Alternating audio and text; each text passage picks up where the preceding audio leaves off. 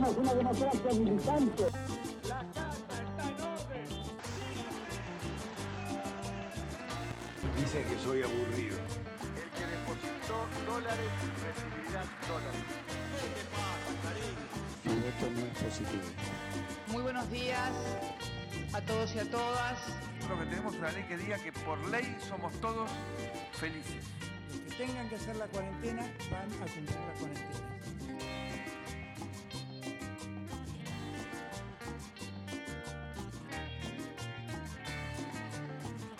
Bueno, en Argentina no es común que, algo dure 11 años, Bravi. Y es el año número 11 y acá estamos. Que estamos abriendo Hablemos de Política. Así que un gusto, una vez más, abrir este ciclo 2023, el número 11, desde que con Mariano hacemos el programa aquí en Cable Diario. Y esta vez vamos a hablar de un hecho que marcó la política argentina, el asesinato de Carlos Fuentealba, este docente neuquino que fue asesinado hace 16 años. Comenzó esta semana a realizarse lo que se denomina el juicio Fuentealba II, que tiene que ver con las responsabilidades del operativo. Y en ese contexto nos acordamos de un santafesino que fue testigo, no solo del juicio, sino que fue testigo de este hecho de sangre que ocurrió en el sur de la República Argentina. Con él vamos a hablar. Se trata de Germán Ferreira, está sentado con nosotros. Vamos a compartir los dos bloques de Hablemos de Política de este día. Así que, que nos vuelva a narrar ese acontecimiento que después, por supuesto, a lo largo de los años fue lamentablemente recordado y que hoy todavía es una bandera para muchos docentes en la República Argentina. Seguramente, y poner en escena esta idea de que a veces las fuerzas de seguridad puestas a reprimir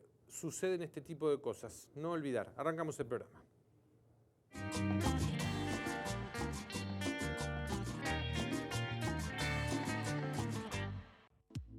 Anfestram, la mutual de los trabajadores municipales y comunales de la provincia de Santa Fe. Anfestram, tu mutual más cerca. 6, 5, 4, 3, 2, 1, ¡inicie! Son solo 6 pasitos, 6. 6, 5, 4, 3, 2, 1, 6. Son solo 6 pasitos. A la suerte hay que ayudarla. Con el Kini estás a 6 pasos de tus sueños. ¿Qué esperás para cumplirlos? 6, 5, 4, 3, 2, 1, 6. La democracia se construye desde el diálogo y la participación. Cámara de Diputados de la provincia de Santa Fe. Vamos por una ciudad cada vez más verde. En casa, separá y sacá los residuos secos los lunes y jueves. También podés llevarlos todos los días a cualquiera de los ecopuntos que la municipalidad viene instalando en la ciudad o utilizar el servicio de ecobarrios. Gracias al trabajo de todos y tu compromiso, en 2022 logramos multiplicar por 10 los materiales reutilizados. Es un montón, pero vamos por muchos más. Estamos haciendo una ciudad mejor. Santa Fe Capital.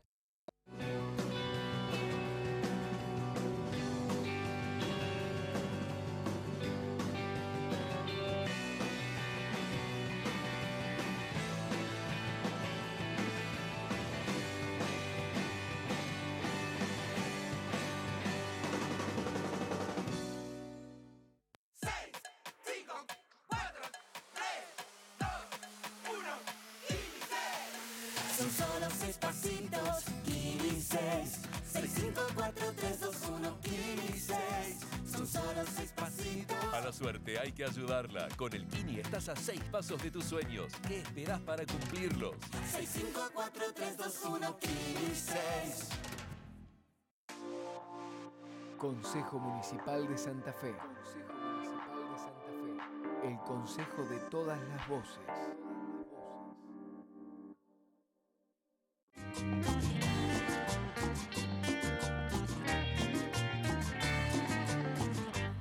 Lo decíamos, esta semana comenzó lo que se denomina el juicio Carlos Fuentealba II. Recordemos, Carlos Fuentealba fue un docente asesinado en Neuquén, allá por 2007, en un corte de ruta, en una manifestación.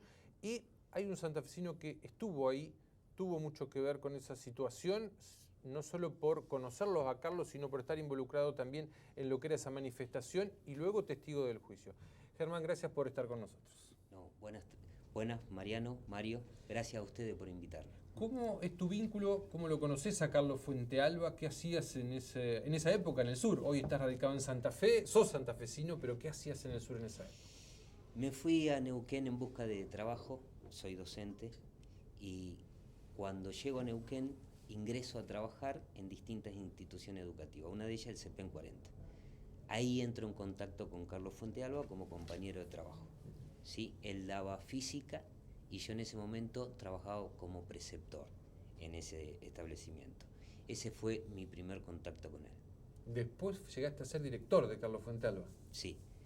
Después, bueno, fui asumiendo otros roles, primero como docente de historia y después como director del CEPEN 40. Ahí estuve un tiempo y fui director y amigo personal de Carlos, que hay que decirlo, una calidad y calidez humana impresionante. Se hace la asamblea para decidir el corte de ruta o no, donde después termina con la vida de Carlos Fuentealba. ¿Qué pasó? ¿Qué dijo Carlos Fuentealba en esa asamblea previa? Veníamos nosotros de 2 meses de lucha, ¿sí? Antes de llegar a este hecho puntual, habíamos tomado otras medidas soberanas en conjunto con todo el cuerpo docente. El día 3 de abril del 2007, en asamblea, en la EPET número 8, cita en la ciudad de Neuquén, se vota 2 mociones. Cortar a la ruta número 22 a la altura de Arroyito o no cortar. Seguir con el paro, con la huelga, pero no tomar esta medida. Carlos Fuentealba estaba a mi lado, hacia mi derecha, estábamos compartiendo un mate. Él vota por no cortar la ruta. Gana la moción de cortar. Bueno, se desarma la asamblea, termina, se pone al día siguiente esta medida y el horario. Entonces yo me retiro y le digo, bueno, Carlos, nos vemos, hasta luego. Me dice, no, ¿para dónde vas? Digo, mirá, voy a hablar con Marcelo. Marcelo en ese momento era el secretario general de ATEM, que hoy actualmente es también el secretario general. Le digo, voy a ir a hablar con ellos para ver cómo nos organizamos para mañana. Vamos que te acompaño, me dice. Entonces yo lo miro y ahí tuve una de mis mejores enseñanzas. Y me dice, vamos que te acompaño. Y lo miro y le digo, pero si vos votaste que no. No importa, me dice. Pertenezco a un colectivo y el colectivo democráticamente eligió esto, hay que apoyar. Y él fue al corte. Germán, ya vamos a hablar del hecho en particular, lo que ocurrió ese día tan trágico, pero ¿quién era Fuentealba? Digamos, recién decías que era una buena persona, pero describinos, porque después todos los conocimos después de su muerte, la gran mayoría, digamos, pero bueno, a veces se endiosa una persona cuando lamentablemente ya no está más, pero ¿quién era Fuentealba? Sí, es cierto lo que vos decís, Mario. Es todos somos buenos post-mortem, ¿no? Exacto. Pero Carlos era bueno antes de. Era una persona muy optimista, a tal extremo que es muy difícil, el CEPEN 40 es una escuela muy grande, es muy difícil que los alumnos de un curso se organicen para celebrar el cumpleaños de un docente. Bueno, él era uno de los poquitos docentes que no pasaba desapercibido su cumpleaños por los alumnos. Los alumnos se organizaban y le festejaban el cumpleaños a Carlos. Causaba envidia a los otros docentes. Además, él siempre tenía, ¿vieron ese tipo que siempre tiene la palabra justa? Que en el peor momento era el tipo que te abrazaba y te decía, ya va a pasar, vamos, ¿en qué te ayudo? Estoy a tu disposición. Ese era Carlos. ¿Era neuquino o era también, digamos, como tantos ha habido a trabajar al sur? No, era de San Martín de los Andes. Ajá, cerquita. Cerquita, de ahí. Al otro día se produce la protesta. Exacto. Al otro día vamos alrededor de las 6 de la mañana, descendemos, ya estaba el operativo policial armado. ¿La ruta era la ruta número? 22, que es una ruta nacional, que es la ruta conocida por la ruta del petróleo. Por ahí va y viene el petróleo, insumos, petróleo en sí, etcétera, etcétera. Bueno, entonces, para lo que es la estructura económica, es una ruta muy importante, porque se corta el grifo, en cierta manera. Vamos a las 6 de la mañana aproximadamente, descendemos de las camionetas, de los autos, el grueso de los docentes llegaba media hora después. Ya estaba armado el operativo policial, como les dije anteriormente. Carlos Salazar en ese momento era el jefe de la policía, estaba presente. Jefe de la policía de la provincia. Exactamente. Estaba toda la plana mayor, en ese momento estaba ahí en ese lugar. Hay una conversación entre nuestro secretario general y un grupo de docentes, dentro del cual estaba yo, y la plana mayor de la policía, lo cual nos informa que tenían la orden de no permitir el corte. Nosotros nos quedamos al costado de la ruta, en esta discusión, que no, que sí, que no, llega el grueso de nuestros compañeros, y en esto que se estaba discutiendo comienza una represión. O sea, no estaba cortada la ruta. No. Comienza una represión atroz.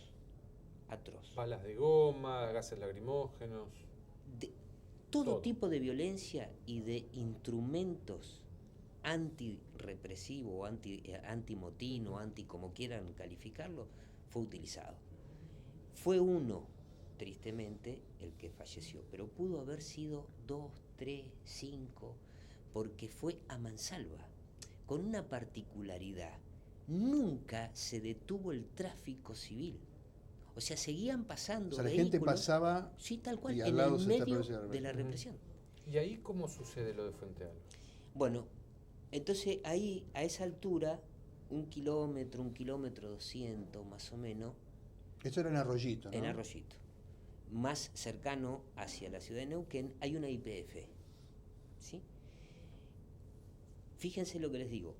1 kilómetro más abajo o más arriba, depende cómo se lo mire, de donde se intenta hacer el corte, hay una YPF. Ahí, en esa disparada, en ese tratar de protegernos, de refugiarnos, muchos compañeros se tratan de proteger en la YPF. En la YPF, o sea, una estación de servicio. Sí. Combustible. Sin embargo, siguió la represión. ¿Sí? Hay un montón de docentes que fueron lastimadas, golpeadas. Docentes tanto mujer como varón, y continuó. Nosotros tratábamos de hacer una tregua para subirnos a los vehículos y retirarnos. No nos permitieron ni siquiera eso, porque el intento de corte fue en Arroyito. Carlos Fuente Alba lo asesinan 5 kilómetros más arriba de donde se intenta hacer el corte. O sea, durante 5 kilómetros duró la represión. ¿Lo persiguieron? Sí. Él estaba a bordo de un auto, ¿no? Él venía a pie, porque los autos quedaron para que suban, sobre todo las mujeres o aquellos compañeros que por los gases se descomponían. Carlos venía a pie, hasta que se descompone. Entonces le insistimos y le decimos, subite este auto que hay un lugar vacío. ¿Qué auto era? Un 147, que era de un compañero, no era de un conocido nuestro, era de uno más. Le hacen un lugarcito, lo suben. ¿Sí? En ese momento, la ruta, ¿sí?, tiene 2 banquinas y se ve cómo se suben a 2 Traffic que estaban estacionadas a ambas banquinas y van hacia la ciudad de Neuquén. Pasan la caravana. Policía. 500 metros más allá, se bajan y hacen una formación cortada, así. Cuando el 147 de repente se encuentra con esa formación, para no embestirlo, describe una S, claro, para desviar. Cuando describe esa S, se desprende un agente de esta formación, corre en diagonal, levanta su pistola lanza gases y a 15 metros hace el disparo, el cual ingresa por la luneta trasera y literal, le borra la mitad de la cabeza a Carlos Fuente. ¿Vos llegaste justo en ese momento? No solo yo, un grupo de compañeros, por una cuestión de cercanía. Venían atrás. Exacto. Llegamos, imagínense, pánicos, gritos, desesperación, miedo, todo lo que ustedes se imaginen. Lo sacamos a Carlos de la parte trasera, rompiendo lo que quedaba la luneta trasera del 147 y deja parte de su masa encefálica en la ruta. Obviamente ya estaba muerto. Ya estaba muerto. Fue una cuestión de Estado provincial declararlo posteriormente muerto, porque si se declaraba automáticamente y se corría el riesgo de que la provincia se prendiese fuego. ¿Sí? Entonces, tardaron... O sea, Demoraron la noticia. Exactamente. ocultan la muerte. Sí, tal cual. Es más, a tal punto que en un momento no permitían ni siquiera que Sandra Rodríguez, que es su esposa, ingresara a verlo. No sé, habían vallado el hospital Castro Rendón, que era donde él estaba. Entonces, cuando lo sacamos, el camión hidrante seguía tirando agua y seguían las balas de goma, la represión. Y le pedíamos, por favor, que parasen, que llamen una ambulancia. Cuando observan la gravedad del hecho, entonces ahí paran, recién ahí. Pero ya estaba muerto. Se hizo el primer juicio en torno al autor material del hecho, ¿es correcto? Exactamente. El agente Darío Poblete, el cual fue quien dispara, quien ejecuta que fue el condenado. disparo. Fue condenado a 25 años de prisión, que tristemente a los 2 años de haber sido condenado salió por todos los medios masivos de comunicación la imagen de él caminando por una de las veredas de Zapala. Como alguien lo filma y se publica, se da a conocer, entonces se arma un revuelo y vuelve. ¿Sí? Hoy está preso. Sí. Hoy está Pero preso. a los 2 años tuvo salida transitoria. No sé si salida transitoria... Pero estaba fuera. O estaba fuera. Vamos a ir a una pausa. Cuando volvamos nos metemos en este juicio Fuentealba 2. ¿Qué es lo que se está juzgando? ¿De qué manera? Hay un análisis político de lo que pasó y del accionar de las fuerzas represivas o de seguridad en las protestas sociales. Vamos a la pausa, ya venimos.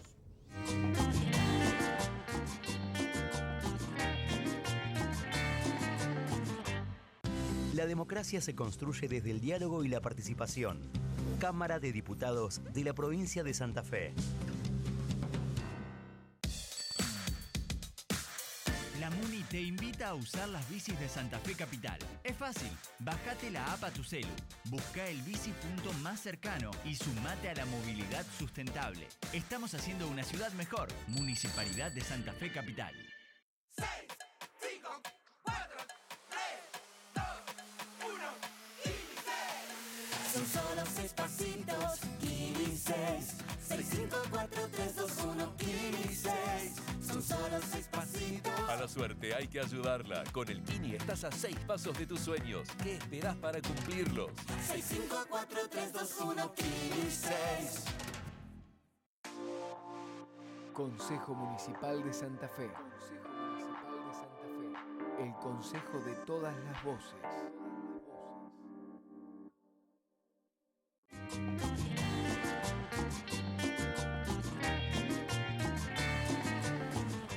Estamos hablando con Germán Ferreira. Germán fue testigo directo del asesinato de Carlos Fuentealba, ¿no? Aquel profesor, aquel maestro allá en Neuquén que dejó la vida en una protesta social. Germán, ya nos vamos a meter en el caso Fuentealba 2, que evalúa otro tipo de responsabilidades, no solamente, no la del autor directo del disparo, pero hay todo un debate en la sociedad, ¿no? A partir si los cortes de ruta son oportunos para protestar o no. A veces se lo mide dependiendo si lo hace un chacarero, o si lo hace un obrero, o si lo hace un maestro. ¿Qué pensás después de haber vivido eso? No, nunca coincidí con que cortar la libre circulación del ciudadano sea una medida moralmente buena para el reclamo. Entiendo que muchas veces el laburante, como se dice vulgarmente, o el trabajador, se le van cerrando los canales. Entonces son como medidas de última, el último manotazo de ahogado. Pero la libre circulación del ciudadano común no puede estar cerrada, clausurada, censurada. No. ¿Vos votaste por cortar ese día? No. No, por no cortar. O sea, que sostenés lo que sostuviste en aquel entonces. Claro.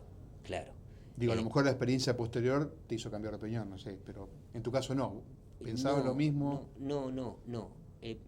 A ver, Mario, yo no voté por cortar por esta idea, pero yo estaba tan asqueado, porque hacía 2 meses que no cobrábamos. ¿Qué fuiste? No cobraron el sueldo. No cobrábamos.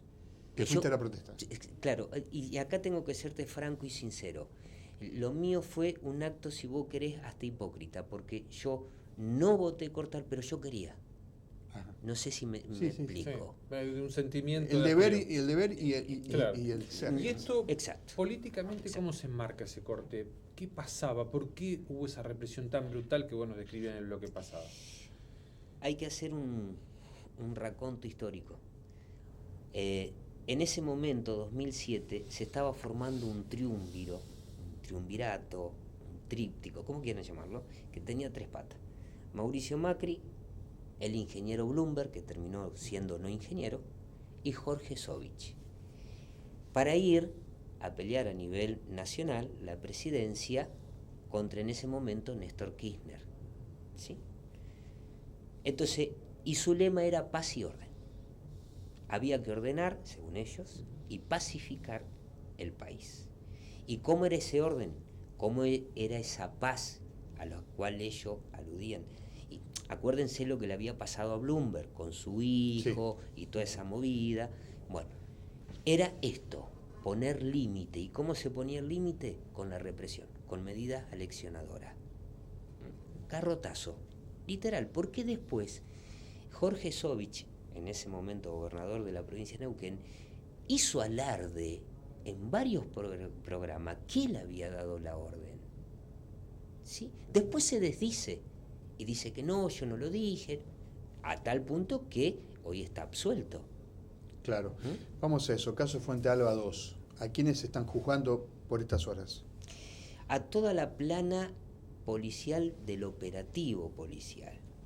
Es decir, desde Carlos Salazar, que ya lo mencioné previamente, que era el ex jefe de la policía, hasta Matus, que es un policía que agrede a una docente. Pero es todo el operativo policial, ¿sí? No esa responsabilidad política fuera del operativo. O sea, arriba había un ministro, arriba había un gobernador. Exactamente. Por ejemplo, si bien hoy... El ministro falleció. Exacto, eso es lo que el gobernador fue absuelto. Exacto. Y quedan los de abajo. Raúl Pascuarelli, que en ese momento era el secretario de Seguridad de la provincia, hoy fallecido, pero tampoco fue ni hoy, ni ayer, ni nunca fue tenido en cuenta como un posible autor intelectual. Germán, en esto que pasó, hubo una policía que actuó, tal vez la orden, seguramente uno entiende que no fue asesinen a un manifestante. ¿Qué opinión te merece de esta idea a veces que tiene la sociedad, que la protesta social, la manera de desactivarla es solamente con represión, a la luz de esto que ha pasado? Mira, esto es una opinión muy personal, ¿sí? ¿Y por qué aclaro? Porque no quiero inducir a nadie a que se piense como yo. Pero yo creo que lo primero y lo más triste es cuando se criminaliza el reclamo. Punto número 1. Un reclamo de un trabajador no puede ser criminalizado, porque yo soy un laburante, yo soy un trabajador y yo quiero estar trabajando. No quiero estar ni de paro, ni cortando ruta, ni... Ahora, yo hago siempre la misma pregunta. Cuando vos llegás a tu casa y tus hijos te dicen, mamá, papá, quiero un yogur, y vos le decís, siendo un laburante, vos le decís, no tengo. Y no porque no laburás, sino porque no te alcanza. O sea, decime, ¿no tiene un deber moral ese laburante de tener que salir a reclamar? Lo tiene que tener. Después sí, podemos discutir la forma, las medidas, a veces nos extralimitamos, es cierto también, ¿sí? Pero en este juego, lo responsable, sí, generalmente, es el que tiene, ¿qué? El sartén. Y, en este caso. Germán, gracias por estar acá. No, muy elocuente tu testimonio. Vamos a esperar el fallo, ¿no? Después de este caso 2 de Fuente Alba, habrá un fallo. Muchas gracias. No, gracias a ustedes. Gracias, Germán. Vamos a la pausa, ya venimos con HP para el cierre.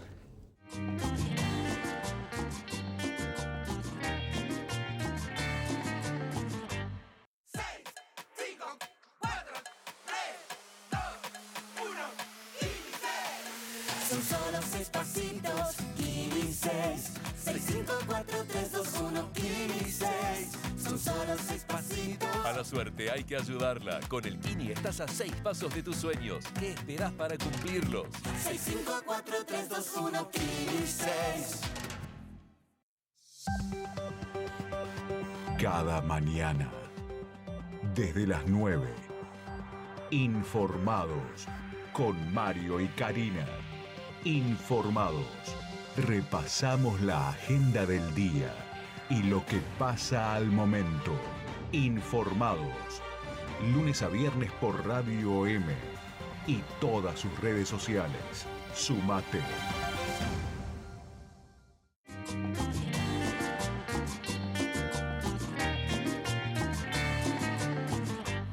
Bueno, para algunos fue la figurita difícil de fichar, la del director del Hospital Cuyen, Juan Pablo Poletti. Yo la información que tengo ahora es que hace casi una semana que Poletti les dijo el sí, voy a ser candidato a intendente, va a ir por la línea que representa Mario Barletta, Hugo Marcucci, habrá que ver qué hace Carolina Lozada, pero Poletti, más allá de que ha dicho en la semana que no sabe qué está pensando, va a ser candidato a intendente en Santa Fe. Como otros tantos, como Marcelo Lewandowski, que está en silencio absoluto, están esperando tal vez el momento exacto para decir voy a jugar. También es el caso del intendente Emilio Jatón.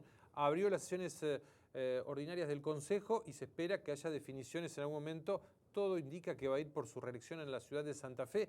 Inclusive en 2 semanas haría el gran anuncio que esta semana esbozó un poquito. Se viene la construcción de viviendas por parte de la Municipalidad de Santa Fe con casi más de 3.000 millones de pesos. Dijo, voy a cambiar los bonos que me dieron de la deuda histórica de ANSES que corresponden a la ciudad por casas. El anuncio se va a hacer dentro de 2 semanas. Y sobre las candidaturas, lo que va a poner muy nervioso a todos los políticos seguramente, el mes que viene es el mes importante porque ahí comienzan a tener que cerrar esos nombres. Nos vamos. Nos despedimos hasta la semana que viene para venir a hablar acá de política.